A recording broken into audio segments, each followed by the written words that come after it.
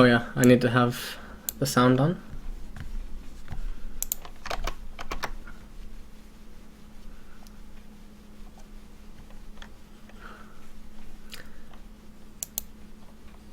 Okay. We see now how this goes.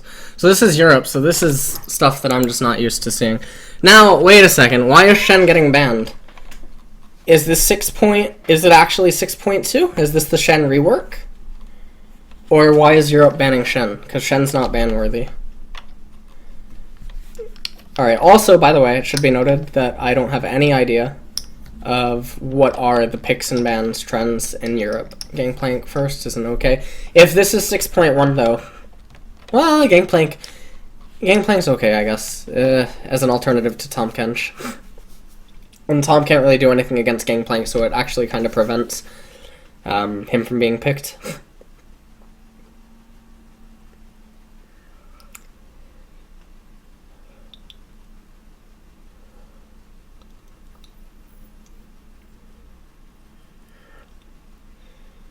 So Lulu flexible, misfortune, okay, and now Graves gets picked. So this is interesting because Graves can, in theory, be flexed 3 areas, right? I don't know if Auto Omne is capable of that, but he should be able to be flexed 3 areas technically. So that's really strong because it also means now that Gangplank is able to be flexed into 2 areas. So there is a little bit of mind games that can theoretically be played. And then Alistar obviously only goes 1 position, so that's fine. So now if you're Vitality, you just respond with support X. I guess support jungle is good. Oh, there you go. Okay. That's good. Rek'Sai is completely fine because it provides a lot of mobility and utility relative to Gangplank. And he synergizes well with what they already have. Although walking into Alistar, I mean, I guess it's something that you can't really work around. So it's whatever. Now, there are, maybe picks and bans that can be slightly better, but then you would have to know the players' champions pools.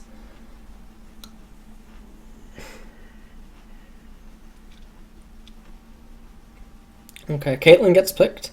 So now it's basically known that Graves has to be jungle. So that's fine. So he's no longer top. So Caitlyn and Sandra, that's fine. And now how does Vitality round it out? Is that actually a Zillion?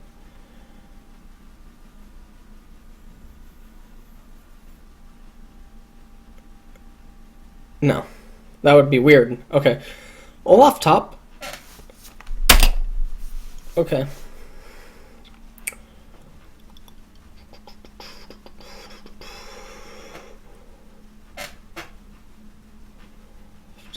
Red side Olaf who benefits from an extended lane if he can get if Olaf can get Gangplank into an extended lane, it's an all-you-can-eat buffet. That's assuming that there's no line swaps, so that should be mentioned. And I also think that's the reason that he's taking Ghost. So I don't expect to see a line swap out of Vitality. However, in the loading screen, when it becomes known that Olaf has Ghost, I think that H2K needs to change gears and they need to adjust and go into a line swap if they want to. However, it is forgiven, so I mean, you can't really lose unless they 2v3 you, right?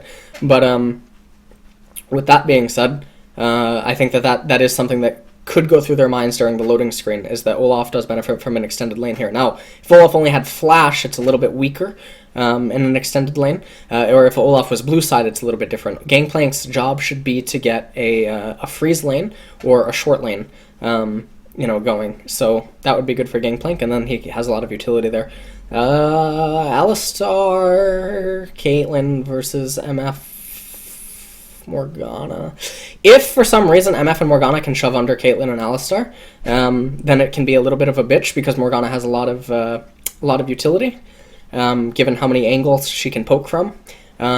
If, however, the matchups were reversed, it would be a little bit bad. Lissandra versus Lulu in mid lane I don't think is really too bad, and then Graves versus Rek'Sai is not too bad either. The one thing, though, is that it should be noted that Selfie Graves versus Lulu Rek'Sai. Lulu Rek'Sai benefits a lot more from proactive ganks, and obviously Lissandra Graves benefits from semi-proactive ganks. And what I mean by semi-proactive is it's sort of like, so semi-proactive is something I define as Lissandra starting the gank, whereas, obviously in some cases the mid laner starts the gank and then the the jungler follows up. And an instance of that is like TF Lee Sin or something, right? Now, obviously, there's situations where Graves can start the gank, Lissandra follows up, but in this case, it benefits a lot more for Lissandra to initiate. And because that is the dynamic, and Lulu benefits from a defensive gank, and Rek'Sai benefits from a counter gank or a matched gank, I think the lane is relatively neutral. I don't think that it goes in either's favor. However, if the gank turns into a stalemate, then it benefits Graves and it benefits Lissandra. So that's all that should be mentioned there. I do think, though, that the longer this game goes, the further behind H2K falls. So Vitality has chosen to go with lanes that do actually benefit them, given that they can orchestrate the laning phase properly. And so because of that, now we also have to think about bot lane, and we think about how Graves can approach onto bot lane, and it's not really that good in terms of the angles. But it is a blue side. It is a blue side Rek'Sai, so it's interesting. This is a much more balanced pick and ban, so long as H2K can play to their strengths and constrict Vitality from playing to theirs. If Vitality, however, does play their game, it's up to H2K to find some sort of a crack in their armor, because Vitality should be impossible to lose the longer the game goes. It's just too strong of a team comp. So that's all.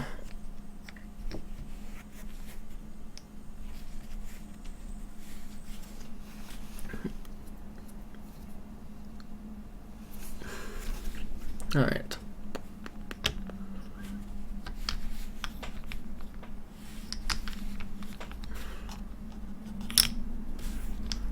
I wish I knew more about the MF matchup, but I just don't. I could give more input, but I'm not going to pause the VOD to go and look up stuff and clips and whatever and then come back. Alright, let's speed this up, please. Let's get into the game. Alright, we're going into the game. Okay.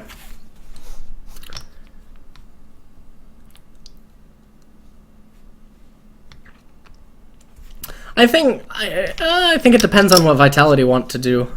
I think that they should have been more proactive with their opening, and the reason that I think they should have been more proactive because they benefit from intel much more than H2K does, because they want Olaf in an extended lane. They don't want a line swap to occur, and we already said that H2K wants to do a line swap, so that's pretty good.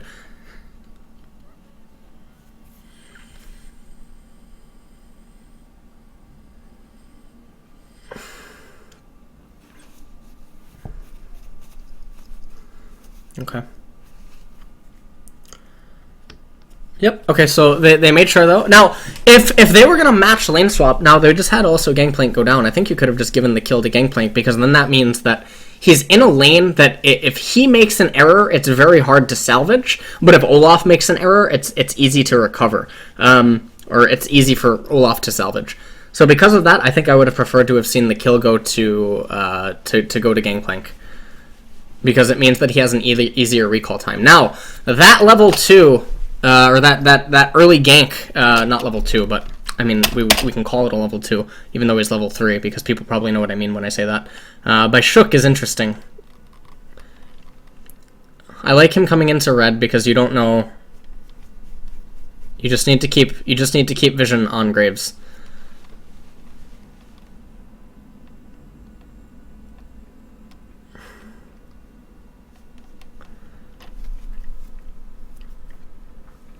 Although, when you're getting destroyed so much, I don't know why you're putting so much effort into hanging around the right-hand side, because you can't do anything. Lulu already messed up the lane against Lissandra. If you're going to play East-centric and you're going to go for that gank, if it ends up failing, you're really far behind. Now, he doesn't end up falling that far behind because he went for a coin flip play, and the coin flip play ends up being okay. It is good if he's reading Graves. If he's not reading Graves, then it's bad. But nonetheless, it's still a coin flip. At the end of the day, it turns out being good, but it could have easily been very bad. So whatever. It's sort of like a call. It's a very thin margin. Anyways, with that being said, when you're getting pile driven so much in top lane, it doesn't make any sense though to continue doing the route that he's doing. And now when Graves is on the right hand side of the map, you'll notice that obviously Gangplank starts playing the lane up further, even though it's an extended lane. Somehow Selfie gets solo killed by a Lulu. That takes effort.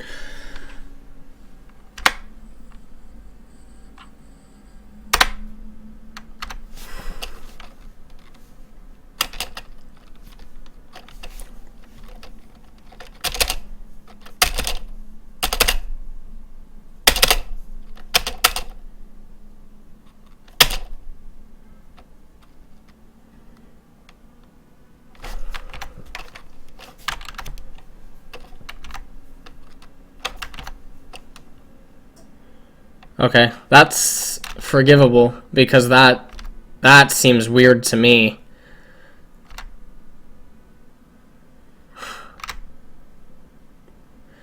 Yeah, even Nuketock doesn't even need to flash. If Selfie flashes sooner, then it's still good. That was really well played by Nuketock, and also using the ignite earlier rather than later. I think that's really good. Selfie's a little bit greedy though, because he had teleport, so fighting for that last minion wave doesn't make any sense. And now let's also just look at where the jungler was. Rek'Sai was nowhere. I guess he can't really get ganked because you have to know that Graves is on the east side of the map, so that's fine. The play that Nuketock ended up making, that was a really good play. It was there was like one opening and he found it, so that's impressive. So now you come over, just leave Forgiven in top lane and have Alistar roam. There's no reason to keep him in top anymore. There's no reason to keep Vander in top unless you're going to bring up Graves, but bringing up Graves is, again, it's sort of coin flippy. This is just a coin flip at the end of the day. There's absolutely no reason for MF to do this. Not alone, anyway. It's a very poor decision by Vitality to do that. Because even if you get a ward in that brush, there's a chance that it itself is warded and then you give away too much information. But because that's the case anyway, and because Forgiven was freezing, you need to look for some way to capitalize on the map. Because if you just let Forgiven freeze, so this is why I was saying you just let Forgiven freeze, okay? It's because, wait, she just died. Hold on, let me rewind. Okay. So this is what we're saying. So if Forgiven freezes and then MF walks into this situation, it's really bad. Because Rek'Sai is East-centric. So if Rek'Sai is East-centric and there's too much... You look at the amount of vision opening that Graves could theoretically work around, and it's very painful. So MF can't do stuff like that. Now, because she can't do stuff like that, and Olaf already had control of the bot lane, there's no reason not to just re-swap at that point. Or even if you don't re-swap, then bring MF down, because she doesn't need to be up there. You can easily just use this time to secure the dragon and then wait for the lanes to push back into your control.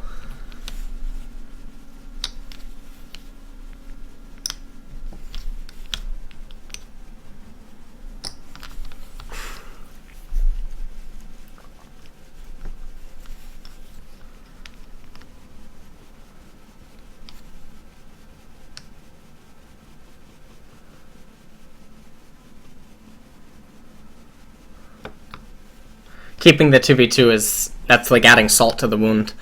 It's not necessarily bad, but we've already talked about that there's thin rotations that could have been done to circumvent this from occurring.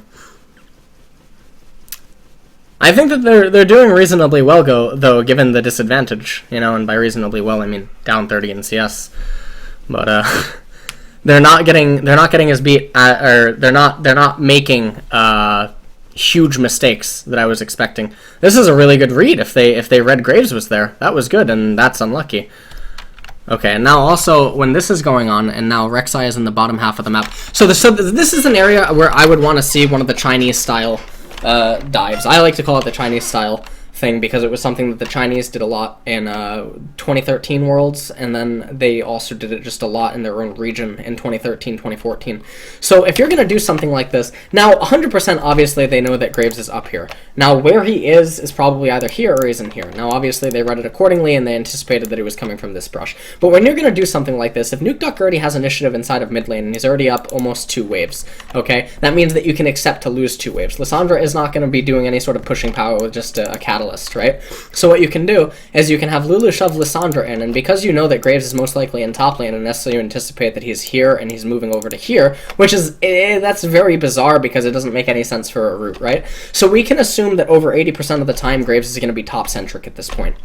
And because you don't really have any wards that can confirm, you know, you have this ward and you have this ward or whatever, you don't have any real wards that can confirm necessarily where he is. The only other option is some really weird wonky thing like this for Graves to be doing, and that's probably not going to be likely ever at the professional level. So because of that, you have I think you have 3 options here. Either concede this, okay, and this is something that I already said because top lane should have been conceded a while ago. Forgiven obviously is extremely confident in his mechanics and he knows that he's a better player. on the AD carry role, and he already knows that he's ahead. So I know that someone in Twitch chat said, why would Forgiven freeze or something? Well, because sometimes freezing is actually the correct play, because you have to put yourself in MF's shoes. And in MF's shoes, what does she want? She needs the minions to come to her, because that's her only chance to, come back. Or she needs the minions to come to a point where she can actually extend to a point where she can still get some of the CS. Now, if Forgiven goes into a position where he gives up, now let's say that he gets 5 CS per 6. Okay, but in doing so, MF only gets 3 CS out of 6. But MF is more reliant on getting the CS than Forgiven is at this point because of the discrepancy in items, and also because Forgiven's already going to hit his power spike sooner than MF relative to the neutral objectives that are going to become contested in the next few minutes. So then you ask yourself, okay, so is this better than Forgiven getting 6 out of 6 CS and then MF getting 4 out of 6? This doesn't affect Forgiven nearly as much as this affects Harnan, and so because of that, the correct decision is to freeze, also relative to how far overextended Harnan would be, relative to the game timer and how the junglers can play out the map. So I don't care if Forgiven is such a good player that he can do what he's doing, and he is clearly doing it, and it's irrelevant because he's going to win anyway. No, I don't believe in that, okay? If you can refine something, or something can be done better, and something is able to be explained through mathematics and logic and reasoning, then you do it. Just because you're a fucking challenger player going up against a bronze, it doesn't mean that you do this just because you can. That's not what you do in a tournament. You don't do that in a professional setting. Now, if this is solo queue, which Forgiven may be mistaking it as, then I guess you can do that. No, obviously I don't. I don't know. I don't know how to pronounce that ID. Is it not Harnan? Or I don't know how to say it. But if someone in chat can correct me, but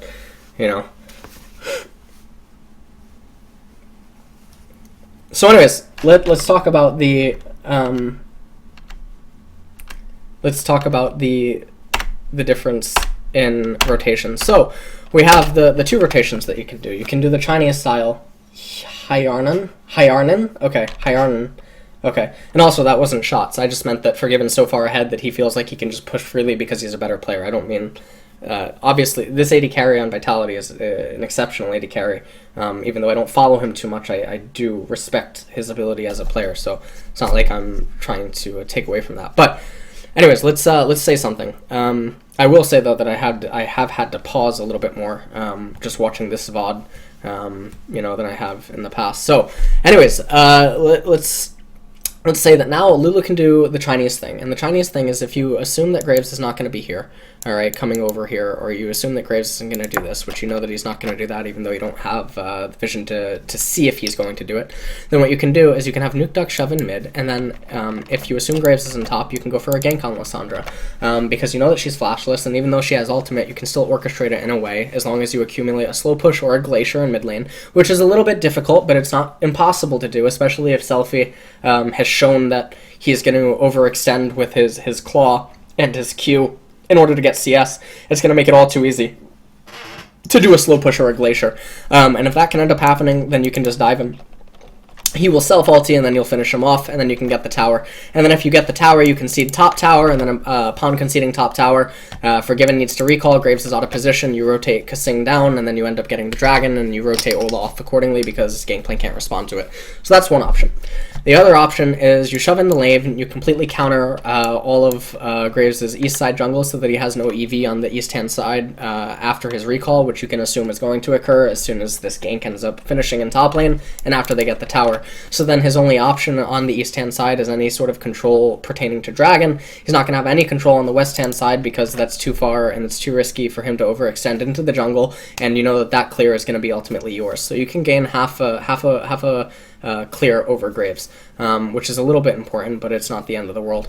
And then with that, so Lulu shoves in Lissandra. Lissandra tries to respond by shoving in. Lissandra can't play it like a TF, and Lissandra doesn't have teleport. From there, you can rotate Lulu down, Rek'Sai down, proxy the wave, dive, gangplank, kill, get tower. Lissandra tries to respond by shoving in the wave into mid. You can then use Olaf's teleport to protect mid tower after rotating costing down, and then you can group as 4 and take Dragon. So there's a lot of macro plays that can happen. I will say that Vitality is in position to do a lot more things than H2K is, even though H2K is currently at this point in time ahead. If that does end up happening, then H2K's response, there's going to be a response to each response, and it would take us 5 to 10 minutes to branch off into every single answer to each situation. Can H2K retain their lead at this point? I don't think so. I think that they can gain a slight economic lead, but I think ultimately if everything comes to a conclusion, Vitality ends up coming out a little bit ahead in terms of what occurs at the end of the trades. So basically right now, H2K is up 2 points in like a chess match, and after all of the trades, they're only going to be up 1. Now, does that benefit, then you would have to ask yourself, does it benefit the team comp? And the answer is no, because Vitality benefits from having as close of a game as possible, or even being ahead. However, they don't want to be way too far behind to the point where their team comp can't do anything because they're extremely reliant on their top mid and jungle synergy. MF is more so utility inside of this team comp, used to create like a a clear line or just an open battlefield basically for her team, and then she's used as like a cleanup crew. But she doesn't actually have a lot of relevancy to this team comp. Irregardless of how much damage she can do, it doesn't matter how much damage she can pack, how much power, etc. She's irrelevant to the... It's basically like MF is the cleanup king. It's like if a king could somehow fight in chess, these are her pieces. And these pieces end up making the battle, even if MF will be the final bomb that wins the war. I hope that makes sense. I think I just said irregard. Jesus Christ. I'm thinking of too many things at once. I apologize.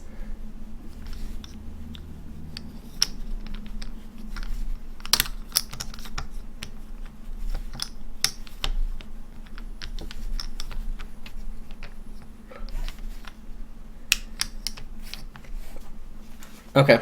So now this was one of the other options where they just shove in and they try to shove to top tier 2. But I don't think that that's a very, wise move. Now, I think Graves, I think Olaf, well, no. See, this is weird, because they have a Gangplank dynamic, and because they have a Gangplank dynamic, I don't think that Graves should go and shove this, and I don't think Forgiven should go and shove. I think Forgiven should be rotated mid right now. So, just because the map is the way that it is, what I think should have ended up happening is, so you treat this tower like bot tower. So, like, okay, so if we go back, if we go back in time to 2013, 2014, okay? And so let's picture a solo queue map. Actually, let me open up RiftKit, okay? Hold on 1 second. Let me get RiftKit on the screen so that I can better explain what is going through my mind. Okay, so here's RiftKit. Hopefully it loads. Okay, so here's what we're gonna do. All right, so let me move. Okay. So if you were the AD carry and the support, all right, and this AD carry support's here, and you guys are here, and you end up taking this tower, all right, so we're just going to use a green ward as a marker. Okay, so you end up taking this tower, and then you both have to recall. The very standard cookie-cutter play is now, what ends up happening is the AD carry and the support go to mid, except generally the AD carry walks straight up. Okay, so hold on. Alright, so what's going to happen is the AD carry is going to walk straight up the lane, and generally the support player is going to take this sort of a route. Okay, and the reason the support's going to take this sort of a route is so that they can get a ward in here, and sometimes here, and then also, depending on some situations, here. Very rarely, well, I guess in some cases it's going to be very thin. They also pop a ward over here, depending on the game timer. Okay, and then once they unite with the AD carry in mid lane, okay, and everything is all, nice and peachy, and everyone's in mid, and they start sieging and stuff, and then the jungler ends up hanging out somewhere around the middle of the map. They play mid-centric rather than pertaining to east or west. Then what ends up happening is you siege mid, and you do this because it's a very basic macro fundamental to a MOBA. It doesn't matter if it's LoL, doesn't matter if it's Heroes of the Storm, it doesn't matter what game it is. If they choose to instead now get your bot tower, they're always playing catch-up. So it's just like a pawn for a pawn, except you are, you're advancing. You're developing your board. You're developing your pieces. Whereas they're just trying to catch up inside of the trade. So it's basically like forking them, is the way that I think about it. And so now they're on the defensive. When they're on the defensive, it also means that their jungler is forced to go a little bit down on GPM. And it means that they have to come out of the, they have to come out of the woods and they have to show themselves. It also means that the support player falls even further behind in experience, whereas your support should already be considered ahead, so it's irrelevant. So now, in this situation that they ended up taking top lane, okay, so you have Forgiven and crew up here, and you have Gangplank on the bottom of the map, okay, when they end up taking this tower. I think rather than re-swap down into bottom, because their bot tower is already dead, because we know that this tower is dead, So we know this tower is dead, and this tower is still alive. I think rather than reswap this because of the gangplank dynamic, and because you already have Lulu in mid, and she's reliant on blue at this point in the game relative to her items, I think the correct move would just be to instead put Forgiven and put the support player mid. Because I think right now, even though Lissandra wants to get to the Roa, I don't think that a 2-minute difference is really going to make anything, because we've already seen that Lissandra can't show up with her core item for the first major team fight anyway. So the Roa component isn't really going to matter. And then if you factor in how long Roa needs to complete, it's not going to matter for the second fight anyway, because she can't make it to the first one. So it's not like this is 25 minutes to 30 minutes, and the Roa completion could end up playing a part inside of Baron. That's going to be extremely unlikely. So I think if you just swap it off and you swap Lissandra and bot, I think that's a lot more powerful. And then if you let the lane come into them because they have Gangplank and you lock it, then it's an interesting thing, because then you can also concede the first tower if you want to, instead of stall out the game. But they don't want to necessarily stall, and when I say stall out the game, I mean stall out the games in terms of lanes and preventing Vitality from being able to accelerate the champions that they need to, which is Olaf, Rek'Sai, Lulu. So what you want to see H2K do now is you want to attack those pieces, because again, if MF is like a king that can attack, the MF's pawns, Rek'Sai, Lulu, Olaf, they still need gold in order to be a frontline. They need to be a meat shield. So rather than try to attack MF or attack the end game itself, instead just pick apart at the foundation that makes up the team comp. And I think that you can easily do that by forcing laners to just go down on GPM and forcing them to allocate resources into one area. I think that would be wise. Alright, so let's get back into it.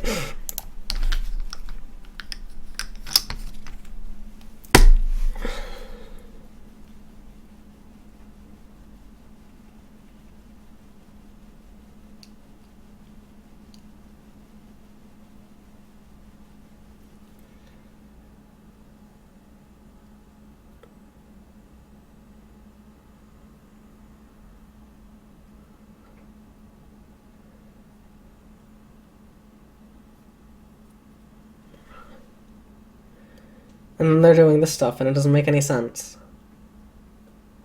Because the reason that this doesn't make any sense is because if you bust open the game like this, you enable too much room for stalemates. And stalemates benefit Vitality more than it benefits H2K, because H2K wants to be proactive. Proactive in terms of attacking vital points, no pun intended. But... Is that what you see? Yeah? Okay.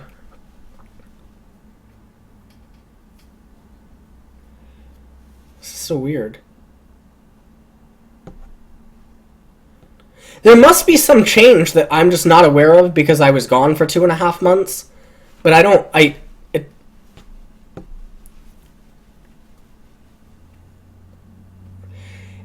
it's like, so taking Dragon is like castling.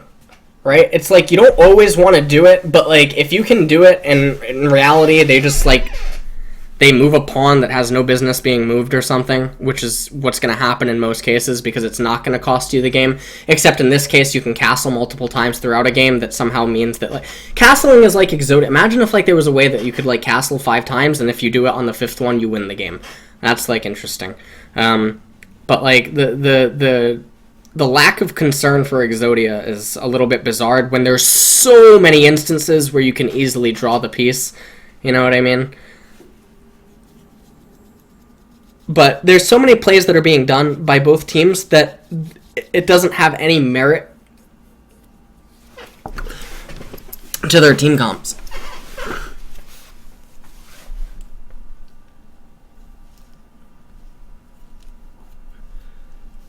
Oh. I apparently am zoomed in. Or I had my mouse on the cursor. Alright, so now you have Olaf in top lane. And this is what H2K wants. So these are the forceful things that I was saying that they want to do. They want to be forcing objectives way before they need to be forced, so that you can basically prevent Lulu and Olaf and Rek'Sai from having a lot of gold. And now this is good.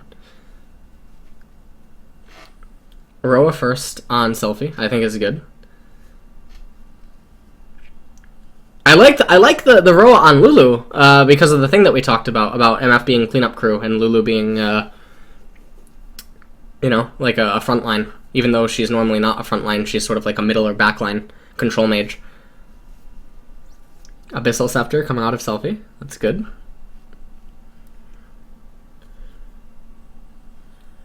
He's basically conceding the fact that he's not going to be any sort of damage. So it's basically putting all the eggs into Forgiven, Yankos, and Odoamne. The Abyssal Scepter is going to be more than powerful enough because none of the opponents on the other team are really going to build too much MR, so the Abyssal Scepter is going to end up dealing more damage than Void Staff probably would to a majority of the targets. This is fine. So now, what should actually happen here is the lanes are so messed up, except for top. Top's kind of good, but that was already an error that H2K did. So what should end up happening is they should be looking to do 0-4-1s if you're H2K. Vitality, however, wants to somehow make it so that the lanes can become a 1-3-1. That's what they would benefit from the most right now, is 1-3-1s and have proper Rek'Sai tunnels accordingly.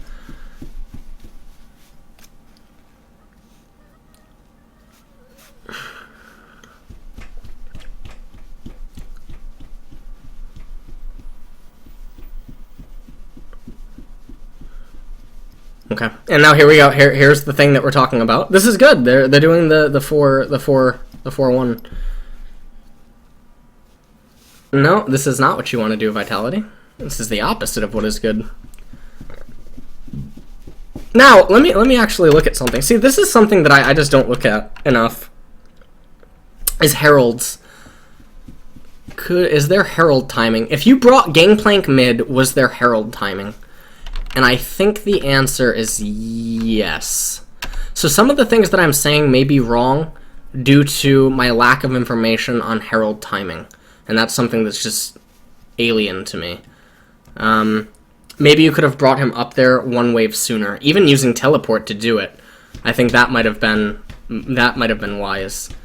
Although, can they safely get a herald timing off? I'm not quite sure about that. But I think bringing him up one wave and just preventing the shove back into Vitality, I think that would be worth it regardless. So no matter what, Gangplank shouldn't have been overextending as far as he was, which I think advocates a herald timing, or advocates the intent for a herald timing. I think that would be fine. Okay, Liden's Echo on Lulu. I think this is fine because of what H2K wants to do in terms of grouping up. Because of how all these engagements, see how they're all taking place. They're all taking place in a siege-oriented manner. So I think the Luden's Echo is fine. It doesn't really need to be used for the movement speed or anything like that. It just needs to be used for the utility in closed spaces. All right, Abyssal Scepter. Now, what's that last blasting wand? I don't know what that last blasting wand is. I guess he's just going to go into Death Cap right now. But I think rather than Death Cap, he should just be going into Zanya's at this point, in all seriousness. And now Lulu in bot lane. I think that's a peculiar shove, because Dragon was coming. That's a thin shove. It's very chaotic. The map movement. H2K is doing what they should be doing though, so I credit to them on that. I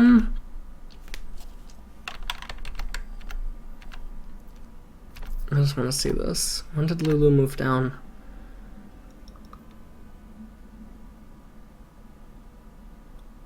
Olaf's out of position. If they synergize this better, the shove is good.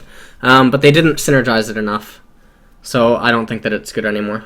And when I say synergize, I mean relative to Dragon. Okay. I mean, it looks like they end up securing it anyway, and then they rotate Lissandra top, and they... Good. This is good. They did it poorly, though. The reason that I say that they did this poorly is because... Hold on. Where's my epic pen? Okay. I'm just going to use yellow. And the reason I said they did that, this is good if they're trying to blitz it, but I don't know if the intent's to blitz it. But I think that there's a way that... Gangplank's right there. Does he have TP? He does, and you have his ultimate. All right, so I think that there's two options, and one of the options depends on what this tower's HP is, okay? But another option also depends on what this tower's HP is. So there's two things going on, both of which I don't have information on right now. So I'm going to try to play a little forward and see if I can get that intel. So that was at 80% HP. All right, what is the mid tower at? Give me a glimpse. Give me a glimpse. Look at Lulu. God damn it. Alright, before we go forward, because I don't want anyone to claim that I knew what was going to happen before it did, you know, because you're furious. So, okay, here's the two things. So, one thing that I like to say is you can fight for position. Now, I call this, when I coach pro teams or whatever, I call that the Strait of Athens, okay? Because if you can control that, it's a huge location to control relative to Dragon, and then it also lets you dance with mid. And so, because you can dance for mid while controlling the Strait, you can open up a lot of moves relative to the top tower, relative to this tower, and in some cases relative to this tower if it's still awake. So you can open up moves between these points if you have control over mid and control over the Strait. So this triangle, okay, Illuminati, connects. All right, if you have control over the Strait and control over this. So you need to have this controlled and the Strait in order to make use of rotations that are based on this relative to your color.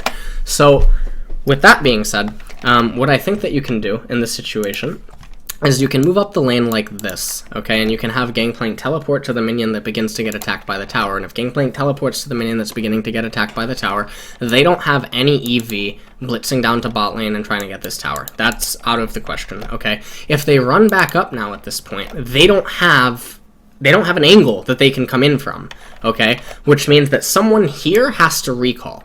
And so what ends up happening is you have one person recall, okay? And then, well, maybe even two people recall because you don't even have a teleport up, and Rek'Sai doesn't have ulti. So then what ends up happening is you have two people recall and you have two. So it ends up coming 2-3 for a defense, and that's extremely awkward to kind of break into.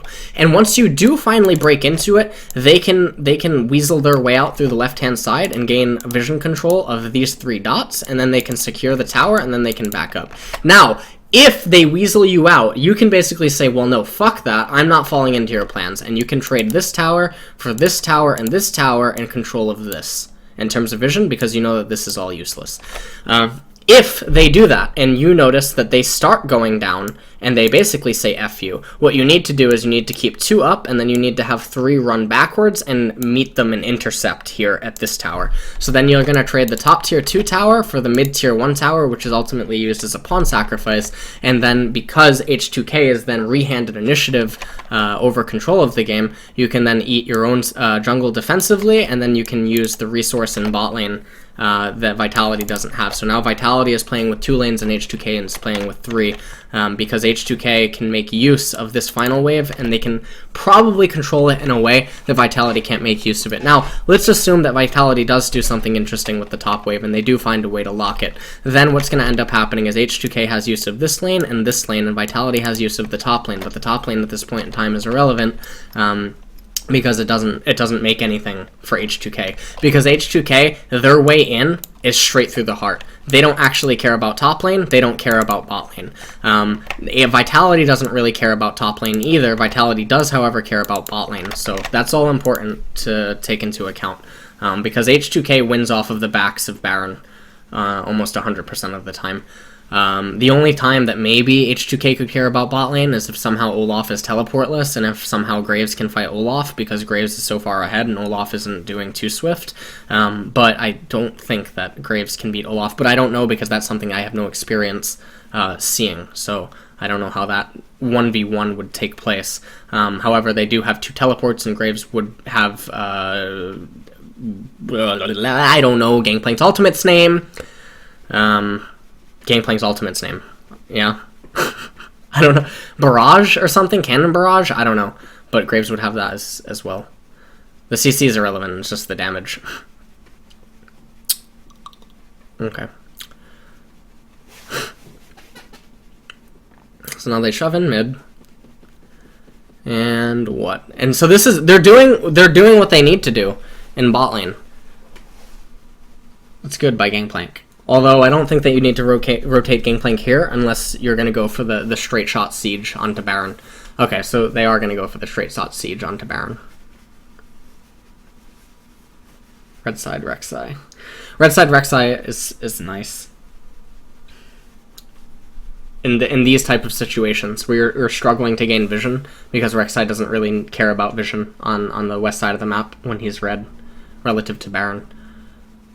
Yeah, and now they're basically poking them out using the MF ult. But this is the problem with these team comps, is Vitality needs to fight in an open area. If it's a huge circular zone or like something that doesn't have a lot of, you know, twists and turns, their team comp is always going to benefit from it. Vitality should not be looking to shove them underneath the lane or doing that. Ultimate's really weird. Unless, are they going to kill her? Wow. It's not over yet, and they flash to secure the kill. Okay. And now you just hold mid lane with Gangplank and Caitlyn. Hold mid lane with Gangplank and Caitlyn, and then Unite is 5. Okay, Unite is 5. Siege mid. Olaf needs to be doing exactly what he's doing, so that's good. Sending Olaf back down to bottom. What is Lissandra's item? She's already completed. Or, not Olaf, Gangplank, Jesus. I'm sorry, I'm misspeaking some of their names sometimes. Or the champion IDs. And now you're sending Gangplank to top lane. I don't like this. They're not allocating a lot of resources into Lissandra, and even though we already talked about she's only sort of utility, I think her having the Zanyas over Gangplank having one more item is a lot bigger to the team fight because of what it means for how the fight will end up taking place. The utility coming out of it's not necessarily the damage on the Zanyas, it's the utility that it grants and how much it can skew Olaf and Rek'Sai during the fight itself, but also because of how many gears it also opens up for H2K, because it enables Lissandra to become an initiator. Whereas right now, the only initiator really is either a Gangplank ultimate or Alistar. So I think giving some of the gold or allocating it to Selfie would be a wise choice at this point in time, because it opens up gears. Again, I'm repeating, but it opens up gears that you currently don't have, and those gears can only be positive. Whereas the damage differential between Gangplank having one more item or something is going to be relatively negligible, because the fights between H2K and Vitality are going to be fights determined by utility and peel rather than just a straight up brute force. And that's why the damage from Gangplank doesn't matter. Also because H2K doesn't have any real like potency via Gangplank.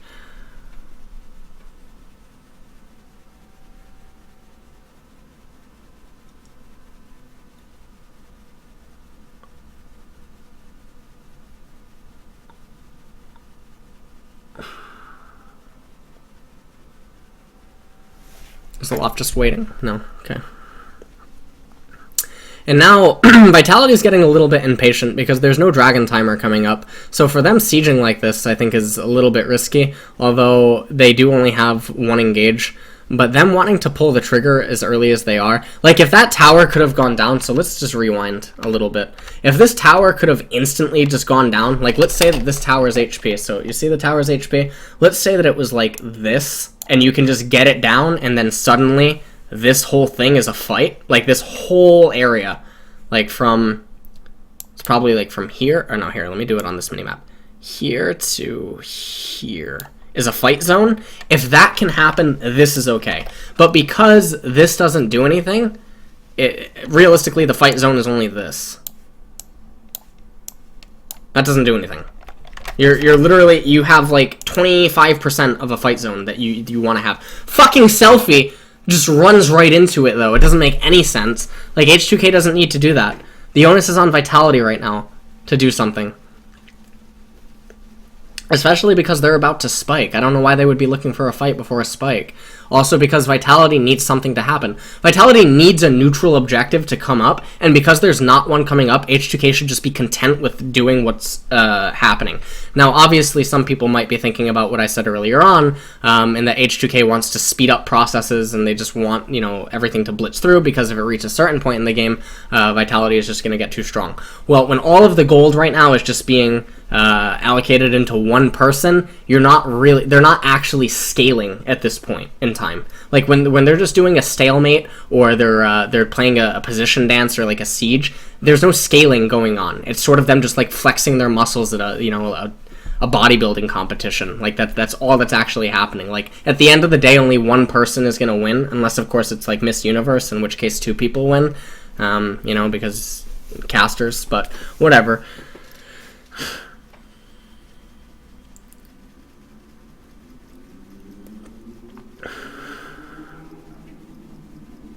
Forgiven must be fucking cursing itself here right now. He's like, you know, 100 of that CS is mine. Like, Deathcap doesn't make sense. Deathcap's a bad choice. Zanya's is the correct choice. Because the Deathcap is irrelevant to the damage output relative to the cycles in which Selfie would be killing people. So it doesn't matter at the end of the day whether he had Deathcap or not. And obviously some people could argue, well, he's the only MR person, so... Or he's the only AP person, so, you know, some people could be... You hurt a lot more if he has a little bit more damage. No, just get that out of here. Because the people he's going to be killing anyway, after they've been softened up by a few of his teammates, they're going to die in the same amount of cycles, so the death cap doesn't need to be there. The difference in AP does nothing relative to the utility that is gained and granted. That is so cute, that banner of command.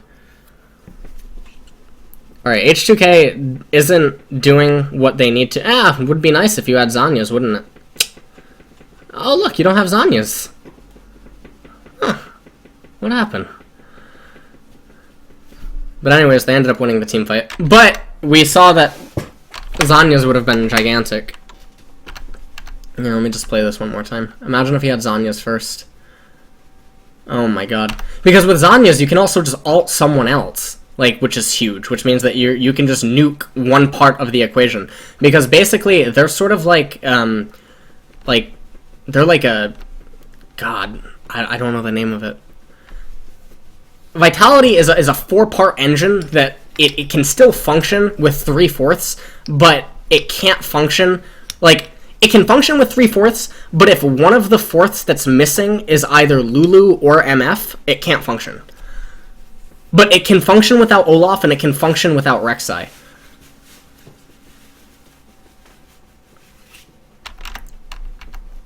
I mean, I said it, right? I said they're going to blitz up mid, and they don't give a shit about top or bottom. And the fact that Vitality willingly takes that fight, or they willingly just... It doesn't make any sense. So, I mean, macro-wise, they made a ton of blunders. They didn't understand the neutral or the open engagement setting. It's basically like... it doesn't matter how strong in what is it? The Strait of Athens, right?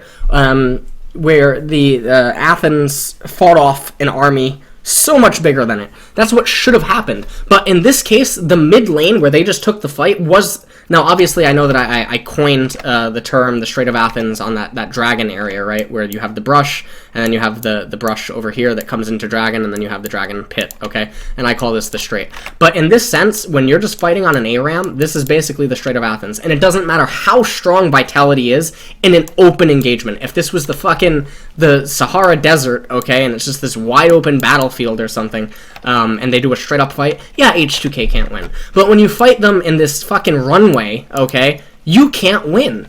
Like, you're just gonna keep dying. It doesn't matter how much stronger your army is. The terrain works against you. So anyways, that's pretty much it. Oh, man. No, I'm not gonna show anyone crying, but... Alright.